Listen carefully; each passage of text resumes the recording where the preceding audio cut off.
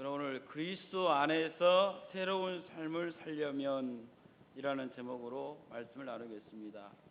그리스도 안에서 새로운 삶을 살기를 원한다면 어떻게 해야 됩니까? 오늘 본문에서는 그리스도 안에서 새로운 삶을 살기 위해서 위의 것을 찾아야 된다라고 이렇게 말씀하고 있습니다.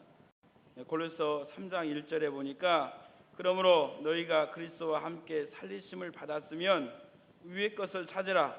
거기는 그리스도께서 하나님 우편에 앉아 계시느니라 라고 이렇게 말씀하고 있습니다. 위의 것이 어떤 것이냐? 하나님의 나라인 것입니다. 그래서 우리가 하나님의 나라의 것을 찾아야 되는데 어떻게 찾아야 되느냐? 오늘 본문을 통해서 몇 가지 살펴보도록 하겠습니다. 첫 번째는 땅에 있는 것에 마음을 두지 않아야 된다라고 하는 것입니다. 사람은 세상에 살면서 세상에 마음을 두고 사는 존재입니다. 그래서 세상을 사랑하고 세상을 집착하면서 그렇게 인생을 살아갑니다. 근데 성경은 우리에게 뭐라고 얘기합니까? 요한 1서 2장 15절을 통해서 이 세상이나 세상에 있는 것들을 사랑하지 말라.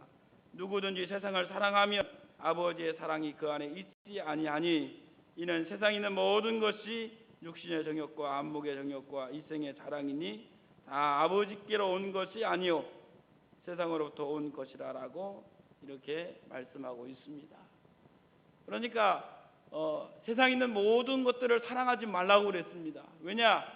세상을 사랑하게 되면 아버지의 사랑이 우리 안에 없다라고 그랬습니다. 세상에 있는 모든 것이 무엇입니까? 안목의 정욕과 육신의 정욕과 이생의 자랑입니다. 이 모든 것들은 아버지께로 온 것이 아니라 세상으로부터 온 것이다라고 그렇게 말씀하고 있습니다. 그래서 오늘 본문에서 1절 통해서 뭐라고 말씀합니까? 그러므로 너희가 그리스도와 함께 다시 살리심을 받았으면, 전에는 우리가 예수님을 알기 전에는 죄에 대해서 이미 죽어 있는 사람들이거든요. 그런데 예수님을 믿고 이제 그리스도 안에서 새 사람이 되었어요. 새 사람이 되었으면 어떻게 해야 되느냐? 5절에 뭐라고 써 있습니까? 그러므로 땅에 있는 지체를 죽이라. 그 음란과 부정과 사욕과 악한 정욕과 탐심이니 탐심은 우상 숭배니라. 땅에 있는 지체가 뭡니까? 땅에 있는 지체는 우리 인간이 가지고 있는 팔, 다리 이런 지체를 얘기하는 것이 아니라 우리 사람들 마음속에 있는 성품적인 측면들을 얘기하고 있는 겁니다. 우리 마음에 있는 성품들 뭐가 있습니까?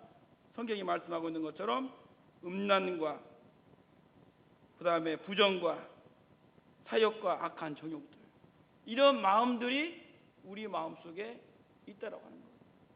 그래서 이런 것들을 죽이라고 하는 거예요. 어떻게 죽일 수 있습니까? 못 죽이죠. 그래서 우리 마음속에 이런 생각이 들어오면 그런 마음의 생각들을 우리 생각 속에서 지워버리라고 하는 거예요.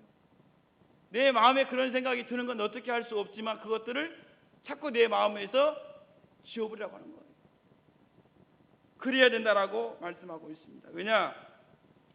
사람의 생각은 마치 농부가 논과 밭에 뿌리는 씨앗과도 같은 것입니다. 농부가 씨를 이렇게 주먹에 쥐고 풀면 날아가요. 가벼운 것들은. 또 농부가 씨앗을 호주머니에다 넣고 원하는 곳으로 어디든지 다닐 수가 있습니다. 그것도 아니거든요. 그런데 이 씨앗이 땅에 떨어져서 뿌리 내리고 점점점 자라서 나무가 되고 장성하게 되면요, 후 분다고 날아갑니까? 두 손으로 아무리 뽑으려고 흔들어도 뽑아지지 않아요. 도구를 사용해서 뽑아도 힘들게 뽑아내게 되는 것이 그 씨앗으로 인한 나무인 것입니다. 그래서 우리 마음속에 있는 것들을 자꾸 나쁜 생각들, 음란, 부정, 사욕 이런 것들을 속히 내 생각에서 지워버려야 된다라고 하는 것입니다. 1969년 스탠포드 대학의 심리학자인 필립 짐바르도 교수가 실험을 한 가지 했답니다.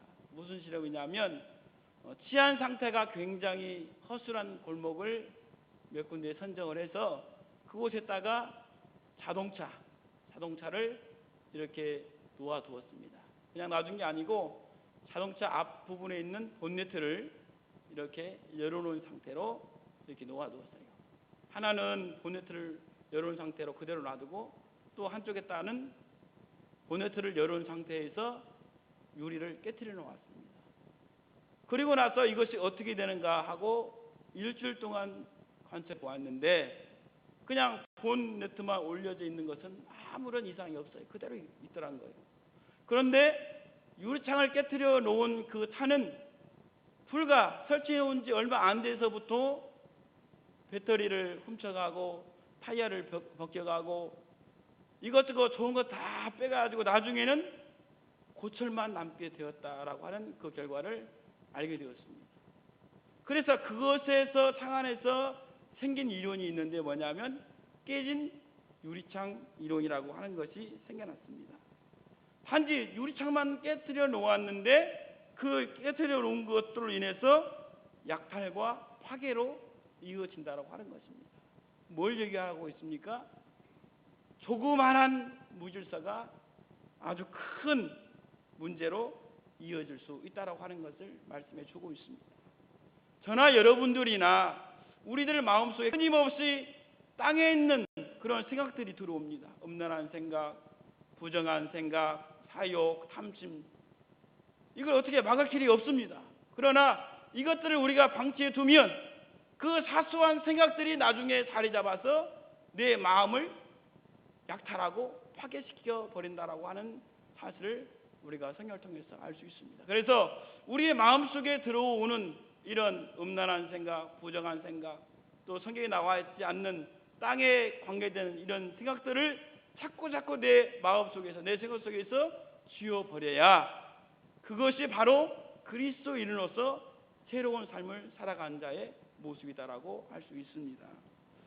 우리가 땅에 있는 지체를 죽이는 가운데 한 가지 더 생각해 볼 것이 있는데 본문 8절과 9절에 나와 있습니다. 이제는 너희가 이 모든 것을 벗어버리라. 곧 분함과 노여움과 악의와 비방과 너희 입에 부끄러운 말이라.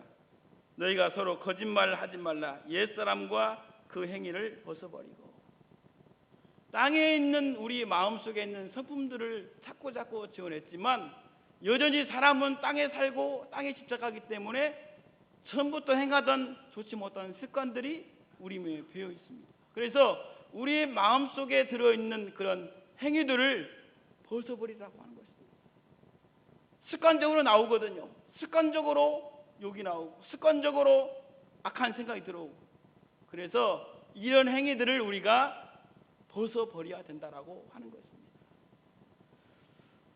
한국 초대교회에 아주 유명한 목사님 중에 김익두 목사님이라고 하는 분이 계셨습니다. 이 목사님이 되기 전에 김익두라고 하는 이름 앞에 붙는 수식어가 있었는데 뭐냐면 평양 카페 김익두. 그게 그 사람의 붙는 이름이에요. 그 이름 앞에 붙는 수식어예요. 얼마나 유명했던지 평양에서는 아주 모르는 사람이 없을 만큼 유명한 깡패였어요. 그런데 이 김익두 목사님이 예수님을 만나고 변화되어지고 목사님이 되었습니다. 목사님이 되어지고 부흥 집회를 인도하게 되어서 이렇게 부흥 집회자 교회를 가는데 그 당시에는 다 시골이고 산 넘어 교회가 있고 그러니까 이 김익두 목사님이 산을 넘어서 교회를 가려고 가다가 보니까 여름이라 너무 덥고 땀이 나요. 산 꼭대기쯤 올라가서 너무 더워서 웃옷을 벗고 그늘에서 이렇게 쉬고 있는데 그때 그 목사님이 계신 그곳으로 누가 올라오냐면 술 취한 사람이 한 명이 이렇게 올라옵니다. 그래서 지나가는 사람인가 보다 했는데 술을 먹고 와서 갑자기 이 김익두 목사님께 시비를 걸었습니다. 아니 이봐, 누가 나보다 여기 먼저 오라고 그랬어. 당신 뭐야? 이러는 거예요. 그러니까 이 김익두 목사님이 어이가 없지 않습니까? 그래서 가만히 쳐다보고 있으니까 뭘 봐 하면서 장작 패듯이 이 김익두 목사님을 막 때렸어요. 한참을 때리고 나서 지쳤는지 이제 가만히 있어요. 그러니까 이 김익두 목사님이 하시는 말씀이 형님 다 때렸어 그랬답니다. 그러니까 왜? 다 때렸다 어쩔래? 그러더랍니다. 그때 이 김익두 목사님이 하는 얘기가 뭐라고 하냐면 예수는 내가 믿고 복은 당신이 다 받았어. 그러더랍니다. 그러니까 이 술 취한 사람이 이게 무슨 말이야? 예수를 믿는 건 본인이 믿었는데 복은 내가 받아다 보니까 무슨 말인지 몰라. 그게 뭔 말입니까? 그랬더니 내 얼굴을 한번 자세히 봐보라고. 그러니까 자세히 이렇게 보니까 어디서 많이 본 얼굴이에요. 그때 이 김익두 목사님이 그랬답니다. 내가 누구냐면 평양 깡패 김익두야. 그 말을 듣고 보니까 진짜 김익두라고 한 것을 이제 확연히 알게 된 거예요. 그래가지고 너무 놀래가지고 아이고 잘못했습니다 형님, 제가 어떻게 하면 좋겠습니까? 막 이제 빌었죠. 그러니까 이 김익두 목사님 그랬답니다. 어떻게 하긴 어떻게 하겠어? 나를 따라와. 그래가지고 부흥 집회에 참석하도록 해서 예수 믿겠다라고 하는 이야기가 있습니다. 사실 싸움을 할지 모르는 사람들은 시비를 걸고 구타를 하게 되면 도망가거나 막고 있는 것이 다반사이지 않습니까? 그런데 이 김익두 목사님은 본시 깡패예요. 아주 일반 깡패예요. 자기를 때렸을 때 얼마나 이 손이 근질근질 하겠습니까? 굉장히 근질근질했겠죠. 너는 한 주먹이면 너는 간다, 이런 생각이 들었겠죠. 그런데 절대 주먹을 쓰지 않았습니다. 이것이 바로 그리스도인으로서 옛생활의 행위를 벗어버린 겁니다.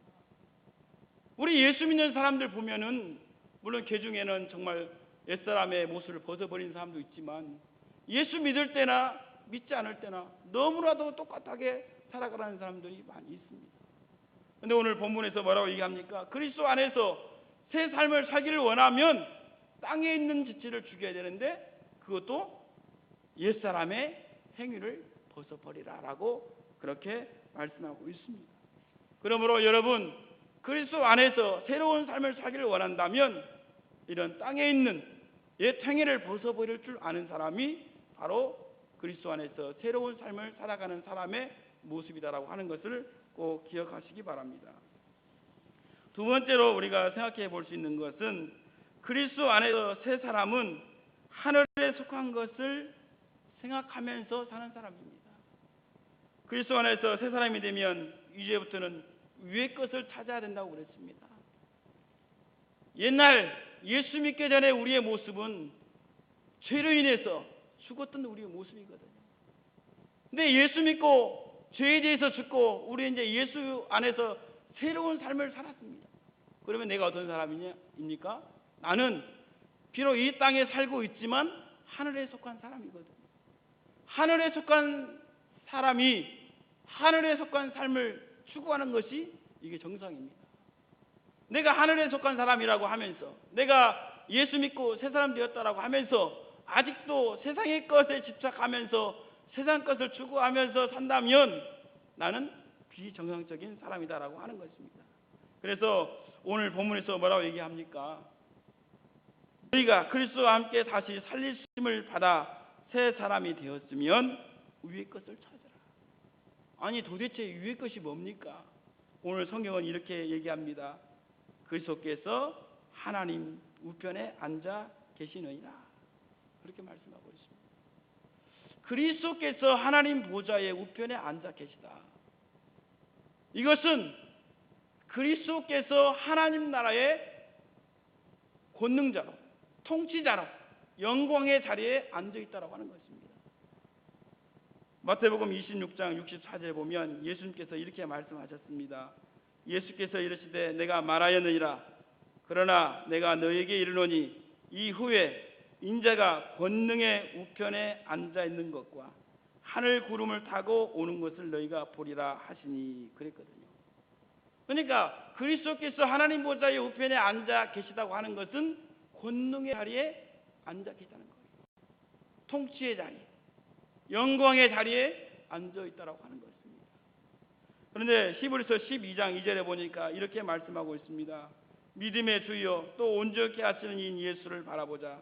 그는 그 앞에 있는 기쁨을 위하여 십자가를 참으사 부끄러움을 개의치 아니하시더니 하나님 보좌 우편에 앉으셨느니라라고 이렇게 말씀하고 있습니다.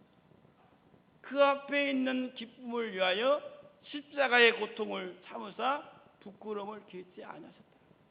그러니까 예수님이 이 세상에 계시면서 십자가의 고통을 참고 부끄러움을 겪지 아니했던 것이 뭐냐면 그 앞에 있는 기쁨을 위해서 참으셨다라고 하는 것입니다. 그 앞에 있는 기쁨이 뭡니까? 하나님 나라에서 받을 하나님 보좌 우편을 이야기하고 있는 것입니다. 그래서 예수님도 이 세상에 계시면서 하나님 나라에서 받을 기쁨과 상을 바라보셨다라고 하는 것을 우리가 성경을 통해서 알 수가 있습니다. 우리 사람들이 이 세상을 살아가고 있지만 이 세상을 살아가는 사람들의 생각이 두 부류로 나눈다면 이렇게 나눌 수 있습니다. 첫 번째 부류는 이 세상이 전부라고 하면서 사는 사람들이 있습니다. 세상 사람들이죠. 그들의 목적은 이 세상에서 먹고 마시고 즐기자라고 하는 것입니다. 그래서 이 세상을 열심히 살아갑니다. 지혜롭게 일을 합니다. 그래서 돈을 많이 법니다. 돈을 많이 벌면 어떻게 합니까? 창고에 넣어둡니다. 올해도 열심히 벌어서 창고에 넣어두고 또 내년도 열심히 벌어서 창고에 넣어두고 그러다 보니까 창고가 좁아요. 어떻게 합니까? 더 크게 짓습니다. 그리고 뭐라고 얘기합니까? 누가복음에 나와 있는 어리석은 부자처럼 내 영혼아 열에 쓸 물건을 많이 쌓아두었으니 먹고 마시고 즐거워하자 이렇게 고백합니다. 세상이 전부라고 하는 사람들의 생각은 여기서 크게 벗어나지 않습니다. 그런데요, 이 세상이 전부가 아니라고 하는 사람들의 생각은 다릅니다. 어떻게 다릅니까? 지금까지는 자기 자신을 위해서 살아왔지만 이제는 주를 위해서 삽니다. 먹어도 주를 위해서 먹고 마셔도 주를 위해서 마시고 이렇게 바뀝니다. 사도 바울은 고린도전서 10장 32절을 통해서 그런즉 너희가 먹든지 마시든지 무엇을 하든지 다 하나님의 영광을 위해서 하라. 바울이 예수 믿고 나서 고백하는 것이 뭐냐? 무엇을 하든지 하나님의 영광을 위해서 해라. 여러분, 왜 우리가 하나님의 영광을 위해서 그렇게 살아야 됩니까? 하나님 나라에서 받을 상을 바라보기 때문에 그렇습니다. 또 이 생이 전부가 아니라고 하는 사람들은 주를 위한 고난을 자처합니다.